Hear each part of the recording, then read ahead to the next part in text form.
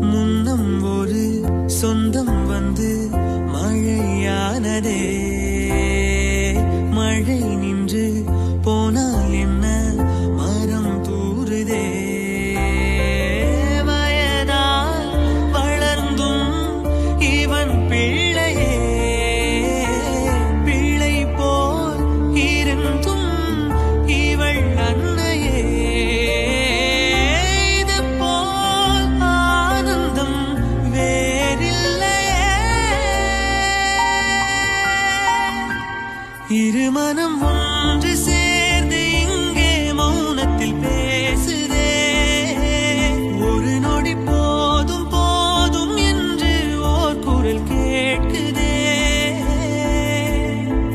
விழியோரம் ஈரம் வந்து கூடை கேட்குதே. ஆரிரோ ஆராரிரோ இது தந்தையின் தாலாட்டு.